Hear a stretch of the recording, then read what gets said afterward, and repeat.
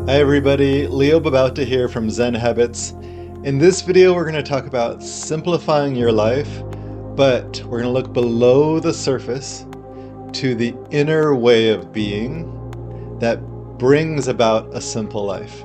So bear with me because that might sound really weird, but I'm going to explain why that is, and then I'm going to talk about that inner way of being and then how to actually cultivate that inner way of being so that you can lead a simpler life. So let's imagine you want to lead a simpler life. And this is a common thing that people are craving these days because we are feeling overwhelmed, we're feeling overloaded, we're feeling like there's too much coming at us, information, news, messages, requests, tasks, emails, all of these kinds of things. We're feeling cognitively overloaded. There's just so much that's overloading us, and that makes it hard for us to focus, hard for us to do anything. And so, because of this overload, we are craving simplicity. And I'm saying we because definitely I am, but I believe that most people these days are. And it's just really hard to come by. And so what we tend to do is we look externally. Let me get rid of all of that stuff and all of the things in my life and all of that, which I think is useful. I think it's useful to look at like what actually matters versus like what can I get rid of or let go of. But you can do all of the external simplifying in the world. If you don't do the inner simplifying, then it doesn't stick. It doesn't really work. It's like once I get all the clutter out of my life, then I'll have some peace. No, that doesn't actually work that way. It actually, the peace doesn't come. And so then you start to fill your life back up with stuff or commitments or, calendars chock full of stuff. So, how do we actually get simplicity? Well, the way we do that is by looking inward to see what's the way of being that I have that leads to my life being so complicated, and how do I shift that so that I can not only feel that inner peace and simplicity, but actually have it be outward as well, so that the clutter starts to flow out of my life. My commitments are less, my calendar has space, my day is simpler, my way of handling emails and finances and my fitness routines, they're all very simple. And that all gets created from an inner way of being. So I'm going to talk about that. But before I talk about what that is, let's talk about the inner way of being that creates the clutter in our lives. The inner way of being that creates the clutter in our lives, first thing is that it's um, a craving for something to complete us, to make us feel enough, a craving for validation. And I'm not saying, validation is often used as like a judgmental word, like, oh, you're just seeking validation. We all want validation. We all want validation that we are a good person, that we're like loved, that we are good enough, that we're not inadequate. Of course we want validation, but we might seek it in different ways, whether it's, Instagram followers and likes to, I have enough money or a nice car or a good job or like a good looking partner or like nice clothes. We're just like seeking, I'm traveling and people can see like what a great life I have. So we have ways to seek validation. It's just going to be sneakier for some people and more obvious for others, but there's always going to be a way. And so, as long as we think that we need to do something or get something or have something in order to feel complete, that is going to lead to us. I'm going to go on Amazon and order something. It's going to come into my life and I'm going to feel so much better about it, right? Doesn't work. But it's the inner way of being that actually makes me order stuff. It's not Amazon. It's not that, you know, there's something external. It's the internal craving for something to make me feel complete that makes me want to bring stuff into my life. And it's not just physical things, although that's one big one, but it's all over. Like, maybe I want to like do things in order to feel validated. You know, when you're young, maybe you like go out and party and like people will see like, oh, they're a fun person. They're having the most fun, or they travel and like, look at my pictures of my incredible life. These are maybe ways. And so it could be that we're doing a lot in order to seek validation. For some people, work is validation. And so if I do a good job at work, I'll get validation. But then you're like stuck doing so much and you can't, there's like an endless amount of things to do, endless amount of messages and emails to answer. You just never can finish. But then that's because inwardly you're craving that validation. The other way of being, the other part of our way of being that leads to a not simple life is that want um, we want to do all the things all at once, right? This applies to tasks. I want to try and I have so much to do, and I should all do it all right now. That leads to us like being really busy and running around. Um, feeling really like, our lives are really overloaded and complicated. It doesn't just apply to all the tasks that we have to do. It's like, oh, I want to like fill my life with a whole bunch of stuff, not just physical stuff, but like activities. I'm out doing a lot of things. I'm constantly doing stuff. And that's because of this inner like way of being that says like, I need to do it all right now. And so I'm going to talk about the antidote to these two things. They're related, but there's an antidote that will lead to a simpler life. The first one is a little bit obvious, right? So if leading, the thing that leads to a not simple life is me thinking I need a bunch of things in order to validate me, to complete me, then the inner way of being that leads to simplicity is an inner contentment. That's an inner feeling that everything is complete as it is. I am complete as I am.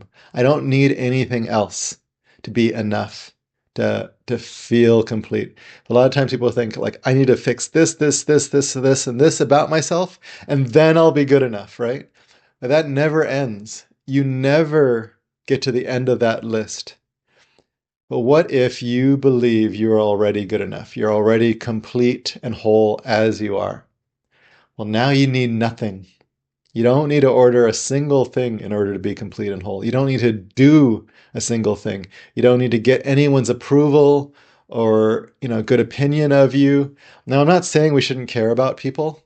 Of course we should, but it doesn't need to be from the place of, I need your approval. I need to please you. I need people to think good things about me in order for me to be complete. Now, what if you already are? Then you don't need any of that validation. You don't need to order a single thing. You don't need to travel all over these places and, take videos and pictures of it. You don't need to like show like how fun you are or like how responsible you are or whatever it is. You are already complete. Now you might still travel, you might still read books, you might still, volunteer for things, but from a different place. If I'm already complete, then what? Then what would I like to do? Well, I'd like to not do anything for a little while. Or I'd like to volunteer, but not because I want anyone to think anything good about me or feel good about myself. I'm already good enough. I'm volunteering because I want to. As simple as that. I want to. I think it would be fun or cool or meaningful or like, it's an expression of my love. But it's not because I need anything to be complete. And the same thing applies to work. I don't need to like do all the tasks, all the stuff in order to feel complete. I'm doing it because I want to. I care about this. That's a different thing. And what it means is if we have this inner contentment, inner feeling that we are already complete, and everybody else is as well, and so is the world doesn't need to change in order to be good enough, then we actually start to, what emerges from us is a life of simplicity. Like, I don't need to buy any more things. Maybe I will for one reason or another, but in general, I don't need a bunch of stuff to feel complete. In fact, a lot of this stuff here, I don't need anymore. Let me pass it on to someone else who might want it. give it away to friends, put it into a charity shop or something like that. Give it to donate books to the library. Now, I'm not saying I should give away all the things, but maybe some things I can get rid of because I don't need things anymore. I don't need to validate myself with a bunch of activities either. I can do some of them, but I don't need to do all of them. So my calendar starts to slowly become clearer, unless I want it to be full. But my life starts to become simpler as I feel complete. Now, the second way of being is that we trust that it's okay to focus on one thing at a time. So if I decide I'm going to record this video, yeah, maybe I have 1,000 things to do, but I can just choose to do this one thing and trust that that is okay. I can trust that, yeah, there's 1,000 other things, and when I'm ready to prioritize them, I will. Or maybe I never will. Maybe some of them are going to sit on my list forever and I'm just not going to prioritize them. They're not important to me right now. The things that matter are the things that I choose and put in front of me and then focus fully on. That is the inner way of being. I trust that that's okay. I will get to the other things or I won't. But right now, this is what I choose. This is what matters to me. And I choose to fully focus on this. Now, if you embody that way of being, what that means is your life becomes a lot simpler. You look at your list, you pick one thing, put it in front of you, and say, this is what I choose. I choose you. You matter to me. And I'm going to pour myself into you. That's a trust. So, these two ways of being. They're really one, but let's just call them two different things. I trust that I am complete as I am. I trust that it is okay for me to choose something and that it matters to me and I can fully focus on it. If I embody these two ways of being, my life becomes simple. It's as simple as that. It's a simple inner way of being. I also did a video recently on balance and a sense of equanimity. That would be the third thing, but I did a whole video on that, so I'm not going to talk about it in this video. So go check that one out as well. It's related to these two. They're all kind of interconnected, right? So how do we cultivate these two ways of being? Again, they're really one way of being, but how do we cultivate them? Well, we practice, right? We just say like, I am enough. And here's a good question. If I am already complete and enough, then what? What would I do then? Well, I wouldn't order that thing. I don't need it, right? I wouldn't go online seeking like shopping and shopping and shopping. I wouldn't do that. I wouldn't necessarily try and like fill my calendar with a bunch of things. Maybe I wouldn't do this activity or that activity. So ask yourself, if I were already whole and complete, if I were already enough, what then? What would I do? And then start to actually do that and really remind yourself that you are whole and complete. So asking yourself that question and then acting in that way, reminding yourself. Another one is to sit once a day. We can call this meditation, but we could also just call this, I'm just going to sit and notice how I already am complete. I'm already enough. I don't need anything else. This moment, including who I am right now, is already enough. So you just sit. You can do it with your eyes closed. You can go out in nature and do it with your eyes open. We're just noticing how this moment, including ourselves, is already complete and enough as it is.